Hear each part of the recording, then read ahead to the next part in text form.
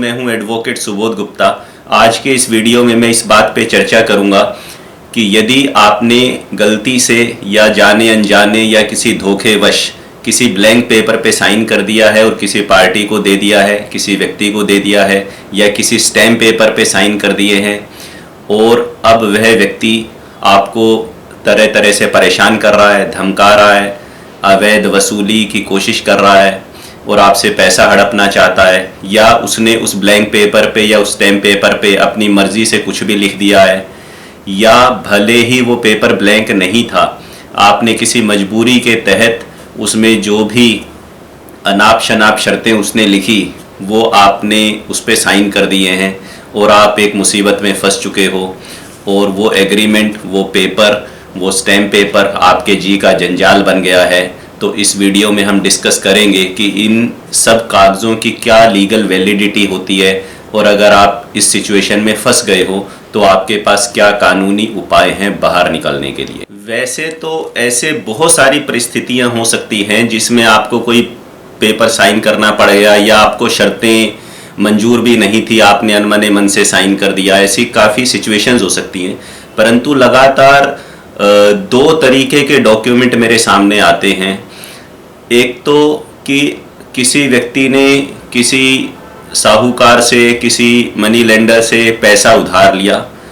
और उसने एक उससे स्टैम्प पेपर पे साइन करवा लिए। इस तरह के कॉल्स मेरे पास बहुत आते हैं। दूसरा, कई बार क्या होता है कि कोई वाद विवाद हो गया, कोई समझौता हुआ, आपसी परिवार वालों ने कोई समझौता कर दिया या पंचायत ने कोई समझौता कर दिया और उस पर साइन करवा लिए और वह व्यक्ति कहता है कि भाई मैं इसके पक्ष में नहीं था, मेरे से ज़बरदस्ती दबाव बना के साइन करवाए गए। तो इस प्रकार की दो परिस्थितियां बहुत कॉमन हैं। हालांकि और भी बहुत सारे ऐसे कारण या परिस्थितियां हो सकती हैं जिसमें आपको ब्लैंक पेपर पे या स्टैम्प पेपर पे साइन करके देने पड़े हों या किसी ऐसी बात पे साइन करके देने पड़े हों जो आपको ठीक नहीं लग रही। जो इस प्रकार से ब्लैंक पेपर पे साइन करवा के एग्रीमेंट्स बनाए जाते हैं उसमें कई तरह के फ्रॉड करना संभव है। दूसरा पक्ष उसका कई तरह से मिसयूज़ कर सकता है। वो उसमें मनमानी रकम भर सकता है कि आपने उससे उतने रुपए उधार लिए, इतने % ब्याज पे लिए, ऐसा लिख सकता है वो उसके अंदर। वो आपके पास अगर कोई प्रॉपर्टी है तो उसका एग्रीमेंट टू सेल बना सकता है कि आपने वो प्रॉपर्टी उसे बेचना के लिए मंजूरी दी है और बयाने के तौर पे इतने रुपए लिए हैं, नकद या पूरे पैसे लिए हैं या चेक से लिए हैं, कुछ भी वो आपकी प्रॉपर्टी को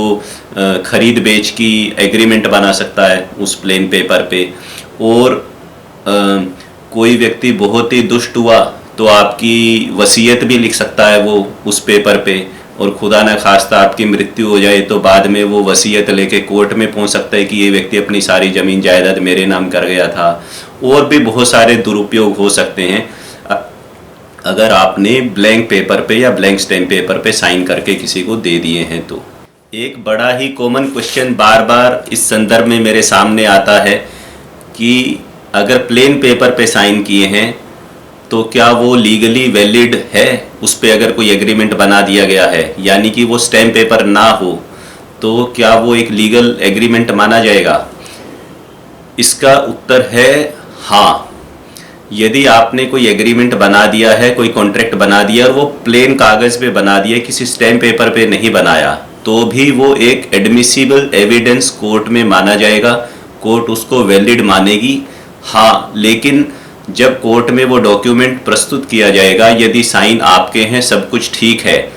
तो सिर्फ एक ही चीज़ की कमी रह गई थी उस कागज़ में कि उस पर स्टैम्प ड्यूटी पे नहीं की थी। तो आप जिस भी राज्य में हैं और उस प्रकार के एग्रीमेंट पे जितनी भी स्टैम्प ड्यूटी बनती है,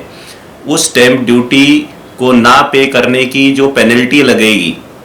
वो स्टैम्प ड्यूटी साथ में पेनल्टी कोर्ट पे करने के लिए बोल सकती है और उसके बाद कोर्ट उस डॉक्यूमेंट को एडमिट कर लेगी, ये मानते हुए कि ये एक वैलिड डॉक्यूमेंट है। तो प्लेन पेपर पे अगर आपने साइन कर दिए हैं और आपने स्टैम्प पेपर पे साइन नहीं किए हैं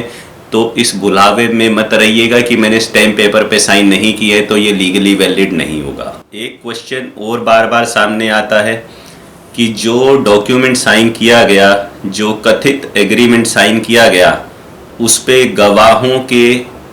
एक या दो गवाहों के साइन हैं या नहीं है। क्या अगर आपने कोई स्टैम्प पेपर पे एग्रीमेंट साइन कर दिया या प्लेन पेपर पे साइन कर दिया, उस पे अगर गवाहों के साइन नहीं हैं तो क्या वह डॉक्यूमेंट इलीगल हो जाएगा, अवैध हो जाएगा? इसका उत्तर है कि वह डिपेंड करता है कि वह डॉक्यूमेंट किस प्रकार का है। कानून में कुछ जगह तो ऐसे प्रावधान हैं जहाँ पर गवाहों का साइन होना ज़रूरी है। अगर गवाहों के साइन नहीं हुए हैं तो वह डॉक्यूमेंट इनवैलिड हो जाएगा।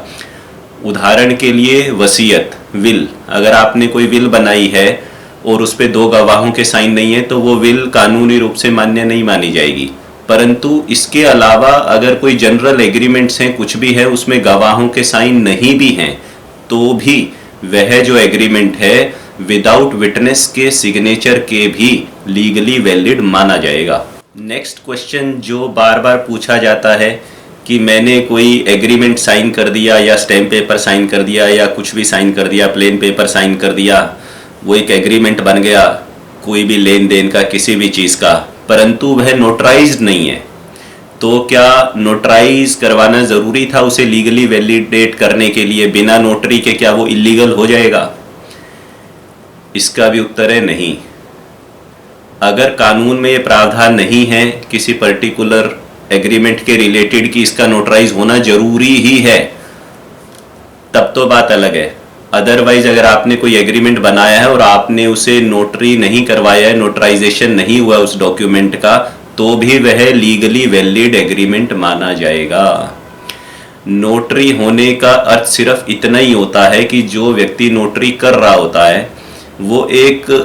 निष्पक्ष गवाह के रूप में साइन करके अपनी स्टैंप लगाता है। वो एक इम्पार्शियल विटनेस होता है। वो कहता है कि हाँ भाई, ये दोनों पक्ष मेरे पास आए थे, डॉक्यूमेंट ऑलरेडी लिखा हुआ था, कोई ब्लैंक पेपर नहीं था, दोनों ने मेरे सामने अपना आइडेंटिटी कार्ड दिखा के दोनों ने मेरे सामने सिग्नेचर किए हैं। एक विटनेस ऐड हो जाता है, तो एक इम्पार्शियल विटनेस ऐड हो गया, तो जो उस डॉक्यूमेंट की एविडेंशियरी वैल्यू है, उसकी जो ओवरऑल कानूनी कीमत है, वो थोड़ी सी बढ़ जाती है। परंतु इसका अर्थ ये नहीं है कि अगर कोई डॉक्यूमेंट नोटराइज नहीं है तो वो कानूनी रूप से मान्य नहीं होगा, वो कानूनी रूप से मान्य होगा। एज ए थंब रूल, आपको कभी भी जीवन में ब्लैंक पेपर पे साइन करके किसी को देना ही नहीं चाहिए। और अगर देना पड़ भी जाए, कोई ऐसी मजबूरी आ ही गई है कि ब्लैंक पेपर पे कहीं साइन करना पड़ गया, तब कम से कम आप उसको साइन करने के बाद उसकी ब्लैंक की ही फोटोकॉपी अपने पास रख लें या अपने मोबाइल से उसकी पिक खींच लें, ताकि ज़रूरत पड़ने पे कभी भी हम ये सिद्ध कर सकें कि जब मैंने साइन किए थे तब ये पेपर ब्लैंक था। तो कम से कम इतना आप अवश्य करें। दूसरी सावधानी आप ये रखें कि जब भी आप साइन करते हैं कहीं पे, ये तो मैं किसी भी डॉक्यूमेंट के बारे में कह रहा हूँ, खाली एग्रीमेंट के बारे में नहीं कह रहा, एक हैबिट में लाइए कि जब भी आप साइन करते हैं तो आप उसके नीचे डेट अवश्य डालें, या उस पेपर पे अगर डेट का कॉलम है तो डेट ज़रूर भरें। क्योंकि अगर आप एग्रीमेंट के साथ या साइन करते हुए डेट डालेंगे तो बहुत सारे एग्रीमेंट और कॉन्ट्रैक्ट ऐसे होते हैं जिसमें कानूनी रूप से सीमा तय होती है कि इतने साल के बाद ये एग्रीमेंट नहीं चल पाएगा या इतना लिमिटेशन है इस चीज़ का। तो डेट डालने से आपका कुछ ना कुछ बचाव संभव है, उससे आपका कुछ ना कुछ फ़ायदा हो सकता है, और सामने वाला जितना मिसयूज़ कर सकता था कोई भी डेट डाल के, शायद वो उतना ना कर पाए। खैर जनाब, जो करना था आपने कर ही दिया ऑलरेडी। अब सावधानी तो फ्यूचर की बात है, अब उससे कैसे निपटा जाए जो कर दिया है। तो कोई स्टैंडर्ड रिप्लाई तो नहीं है इस चीज़ का, मल्टीपल पॉइंट्स डिस्कस करूंगा, आप उसमें से देखिएगा कौन से आपके केस पे एप्लीकेबल होते हैं। अगर आपने कोई पेपर साइन किया और पूरा जो उस पेपर पे लिखा हुआ है वो आपने अपनी ही हैंडराइटिंग में लिखा है सारा का सारा, तो इसका मतलब है कि उस पेपर को गलत सिद्ध करना थोड़ा ज़्यादा मुश्किल काम हो जाएगा कोर्ट में, क्योंकि आपने अपनी हैंडराइटिंग में सारा कुछ लिखा है उस पर। लेकिन अगर उस पर कोई प्रिंटेड है तो फिर भी चलो एक बार के लिए गुंजाइश है कि हम कह सकते हैं कि वो ब्लैंक था और हमारे पास उसकी फ़ोटो भी हो ब्लैंक की कि इन्होंने बाद में प्रिंट किया है, या उस पर राइटिंग किसी और की हो। इस तरह अगर एग्रीमेंट पे कोई विटनेस के साइन नहीं है तो थोड़ा सा आपके फेवर में जाएगा, विटनेस के साइन है तो थोड़ा सा आपके अगेंस्ट जाएगा।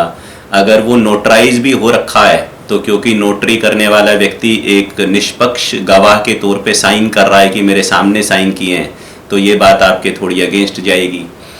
और अगर उस पर नोटरी नहीं हो रखी है तो आपके फेवर में जाएगी। अगर कोई एग्रीमेंट जाके प्रॉपर सब रजिस्ट्रार ऑफिस में रजिस्टर्ड ही करवा दिया गया है, रजिस्ट्रार के सामने स्टैम्प ड्यूटी पे करके, फिर तो बिल्कुल ही आपके अगेंस्ट जाएगा, क्योंकि वहाँ पे तो सब रजिस्ट्रार गवाह हो गया और गवर्नमेंट को स्टैम्प ड्यूटी पे हो गई कि ये एग्रीमेंट रजिस्टर्ड हुआ है, पार्टी फिजिकली प्रेजेंट हुई थी, मेरे सामने साइन किए थे, और बायोमेट्रिक्स भी होते हैं आजकल। तो इस तरह कई प्रकार की चीज़ें देखनी पड़ेंगी कि आपने जो एग्रीमेंट साइन किया, क्या उसके साथ आपने कोई चेक भी दे दिया। अब दो दो चीज़ें आपके अगेंस्ट हो गई, ना केवल आपने एग्रीमेंट साइन किया बल्कि आपने अपना साइन किया हुआ एक चेक भी दूसरे व्यक्ति को दे दिया, तो वो दोनों बातें आपस में कोरिलेट हो जाएंगी, दो दो चीज़ें आपके अगेंस्ट हो गई। तो ये देखना पड़ेगा केस टू केस बेसिस पे कि आपने क्या, उसकी जो टर्म्स एंड कंडीशंस हैं उन पे भी फोकस करना पड़ेगा। जो बातें उसके अंदर लिखी गई हैं कि मैंने पैसे दिया आपके अकाउंट में और दिख रहा है आपके अकाउंट में पैसे आते हुए, तो फिर वो एक एडिशनल सबूत हो गया सामने वाले के पास। लेकिन अगर खाली कैश लेन देन का एग्रीमेंट किया गया है तो आपके थोड़े फेवर में हो जाएगा। अगर उसके प्रॉपर विटनेस नहीं है और अमाउंट बहुत ज़्यादा लिखी हुई है और कोई सोर्स ऑफ इनकम सामने वाला अपना ना साबित कर पाए तो इस तरह मल्टीपल फैक्टर देखे जाएंगे कि जो आपने पेपर साइन किया है किन परिस्थितियों में किया है, उसमें क्या लिखा है, किसके सामने किया है, नोटराइज है नहीं है, स्टैम्प पेपर पे है, प्लेन पेपर पे है, और किस तारीख को किया है, कितना पुराना है, सामने वाले ने उस पर क्या लिख दिया है, क्या मिसयूज़ कर रहा है, चेक साथ में दिया है या नहीं दिया, कोई इनवॉइस है या नहीं है, कोई अन्य ट्रांजैक्शन भी उससे जुड़ी हुई है या नहीं जुड़ी हुई है, कोई पुराना व्यवहार भी था या नहीं था, कोई नया व्यवहार है, फर्स्ट टाइम है। तो ये सारे फैक्टर्स देख के हम उसकी वैलिडिटी को चैलेंज करने की कोशिश कर सकते हैं under different provisions of law. ज़्यादा लीगल टेक्निकलिटी में नहीं जाऊंगा, आपको एक साधारण व्यक्ति की तरह इतना समझाना चाहता हूं कि भारतवर्ष में इंडियन कॉन्ट्रैक्ट एक्ट लागू है और कोई भी कॉन्ट्रैक्ट किसी भी तरीके का हो, चाहे वो मुज़बानी हो, वर्बल हो या लिखित में हो या स्टैम्प पेपर पे हो या प्लेन पेपर पे हो या किसी भी तरह का कॉन्ट्रैक्ट हो, वो इंडियन कॉन्ट्रैक्ट एक्ट में जो कानूनी प्रावधान दिए गए हैं उन पे खरा उतरना ही चाहिए। अगर वह कॉन्ट्रैक्ट, वह एग्रीमेंट उन चीज़ों पे खरा नहीं उतर रहा है तो वो एक लीगली एनफोर्सेबल कॉन्ट्रैक्ट नहीं माना जाएगा, उसे कोर्ट मानने से इनकार कर देगी, कोर्ट उसको रद्द घोषित कर देगी, शुरू से ही वॉइड अब इनिशियो, शुरुआत से ही रद्द, नल एंड वॉइड। अब कुछ परिस्थितियां बता देता हूं आपको ताकि आप थोड़ा समझ सको। इंडियन कॉन्ट्रैक्ट एक्ट के हिसाब से यदि कोई कॉन्ट्रैक्ट फ्री कंसेंट से नहीं किया गया है, आपकी स्वेच्छा नहीं थी, तो वो एक वैलिड कॉन्ट्रैक्ट नहीं माना जाएगा। हाँ, आपको सिद्ध करना पड़ेगा कोर्ट ऑफ लॉ में कि मेरी फ्री कंसेंट नहीं थी, खाली बोलने से नहीं होगा। ऐसी परिस्थितियां थी, आपको साबित करना पड़ेगा कोर्ट में। इसी तरह यदि आपके ऊपर कोई उत्पीड़न किया गया, कोई प्रेशर बनाया गया आपके ऊपर किसी तरह का, आपके सर पे बंदूक तान दी गई, आपको दो लोग पीट रहे हैं और कह रहे हैं साइन करो नहीं तो जान से मार देंगे, और आपने साइन कर दिए, तो वो कॉन्ट्रैक्ट वैलिड नहीं माना जाएगा, क्योंकि वो एक दबाव में और मानसिक उत्पीड़न में और शारीरिक उत्पीड़न के तहत आपने साइन किया। इसी तरह यदि आपने कोई कॉन्ट्रैक्ट किया तो दोनों पक्षों को कुछ ना कुछ मिलना चाहिए। अगर एक तरफा ही बात हो रही है उसमें और आपको बदले में कुछ मिल ही नहीं रहा, कोई प्रतिफल नहीं मिल रहा, कंसिडरेशन बोलते हैं इसको लीगल लैंग्वेज में, तो भी बिना कंसिडरेशन के, बिना प्रतिफल के वो कॉन्ट्रैक्ट इनवैलिड हो जाएगा। या आपने कॉन्ट्रैक्ट किसी ऐसी चीज का बना लिया जो कि अवैध है, जुआ खेलने का कॉन्ट्रैक्ट बना लिया, अवैध है, तो वो कोर्ट में लागू नहीं हो सकता। या आपने कोई ऐसा कॉन्ट्रैक्ट बना दिया जो कानून जिसकी इजाजत नहीं देता, आप कह रहे हो कि मैं कॉन्ट्रैक्ट बना रहा हूं कि तुम 30 साल की उम्र तक शादी नहीं करोगे, तो ऐसा कॉन्ट्रैक्ट बनाना गैर कानूनी है। तो सब कुछ हो भी रखा हो, आप उस कॉन्ट्रैक्ट को कोर्ट में एनफोर्स नहीं करवा पाओगे। इसी तरह यदि किसी बिल्डर ने, किसी एम्प्लॉयर ने, किसी लोन देने वाले ने या किसी ने भी आपको मिस रिप्रेजेंट करी चीज़ें, झूठ बोला, ऐसा है जनाब ये ले लीजिए इसमें ऐसा होगा, लेकिन बाद में हुआ कुछ और, तो मिस रिप्रेजेंटेशन के तहत आपने वो साइन किया था, तो अगर आप कोर्ट में सिद्ध कर पाते हैं कि चीज़ें मुझे मिस रिप्रेजेंट की गई थी, मेरे साथ फ्रॉड किया गया था, तो भी वो कॉन्ट्रैक्ट वैलिड नहीं होगा। अनड्यू इन्फ्लुएंस का मतलब होता है कि एक प्रभाव में आके, मान लीजिए कोई टीचर है, अपने स्टूडेंट को कहते हैं साइन कर दो, स्टूडेंट बेचारा टीचर से डर रहा है, उसने साइन कर दिए, या कई इस प्रकार के रिश्ते हो सकते हैं जहाँ पे सामने वाले का प्रभाव होता है, हम उनको मना नहीं कर पाते हैं, और आप सिद्ध कर पाते हो कि अनड्यू इन्फ्लुएंस था, तो वो वैलिड कॉन्ट्रैक्ट नहीं होगा। साउंड माइंड, अगर जिस समय आप कॉन्ट्रैक्ट साइन कर रहे थे आपका साइकेट्रिक का ट्रीटमेंट चल रहा है, आप फिजिकली बहुत बीमार पड़े हो, ऑक्सीजन की कमी हो रखी है, कोविड हो रखा है, कोई कह रहा है यहाँ पे साइन कर दो तो उस समय आप मानसिक रूप से ठीक नहीं हो ये समझने के लिए कि उसके अंदर क्या लिखा है क्या नहीं लिखा है, या आप अगर माइनर 18 साल से कम की उम्र में, बहुत सारी परिस्थितियां हैं इस प्रकार की कानून में जिससे कि किसी कॉन्ट्रैक्ट की वैलिडिटी को चैलेंज किया जा सकता है, बशर्ते कि हमारे पास पर्याप्त सबूत हों। इसी प्रकार की एक अन्य बात है कि कॉन्ट्रैक्ट या जो एग्रीमेंट आपने बनाया वो पूरा इंग्लिश में है,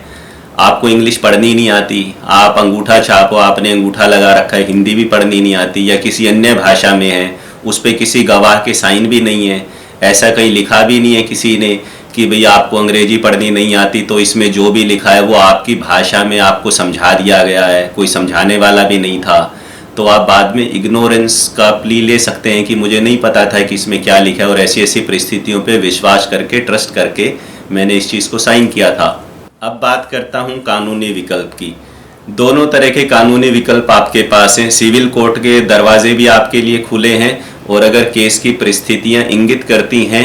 पॉइंट आउट करती हैं, तो क्रिमिनल कोर्ट के दरवाजे भी आपके लिए खुले हैं। यदि वाकई आपके साथ चीटिंग और फ्रॉड हुई है तो आप पुलिस स्टेशन जा सकते हो, जो भी परिस्थितियां हैं लिख के पुलिस को दे सकते हो और FIR दर्ज करवा सकते हो उस व्यक्ति के खिलाफ। डिपेंडिंग अपॉन द केस उसमें चीटिंग की सेक्शंस लग सकती हैं, फोर्जरी की लग सकती हैं, धमकाने की सेक्शंस लग सकती हैं, क्रिमिनल ब्रीच ऑफ ट्रस्ट की सेक्शन लग सकती है, कई तरह की सेक्शंस उसमें लग सकती हैं। यदि पुलिस आपकी कंप्लेंट ले लेती है परंतु FIR दर्ज नहीं करती तो आप सीनियर अधिकारी से संपर्क कर सकते हो, और वो भी अगर FIR दर्ज नहीं करते तो आप सीधा ही कोर्ट में जा सकते हो और एक क्रिमिनल कंप्लेंट कोर्ट में फाइल कर सकते हो, और क्रिमिनल मुकदमा डायरेक्ट ही उन व्यक्तियों के खिलाफ दर्ज हो जाएगा और दोषी पाए जाने पे उनको सज़ा होगी। ये एक रास्ता है। दूसरा रास्ता है आप सिविल कोर्ट में जा सकते हो, और सिविल कोर्ट में आप एक मुकदमा दायर कर सकते हो और कोर्ट से गुहार लगा सकते हो कि ये जो एग्रीमेंट है ये इंडियन कॉन्ट्रैक्ट एक्ट के इन प्रोविजंस का उल्लंघन करता है, इसलिए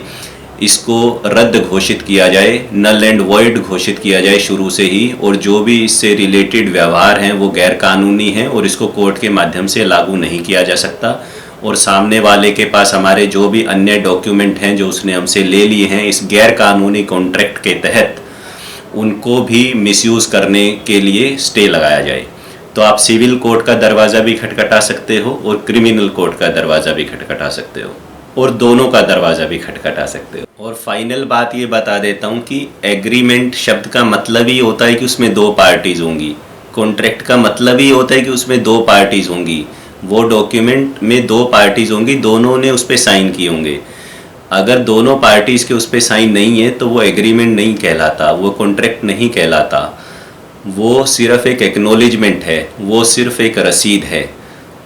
वो सिर्फ एक इकरारनामा या कन्फेशन है। उसको भी इन्हीं तमाम तरीक़ों से चैलेंज किया जा सकता है जो मैंने अपने वीडियो में बताए हैं। धन्यवाद।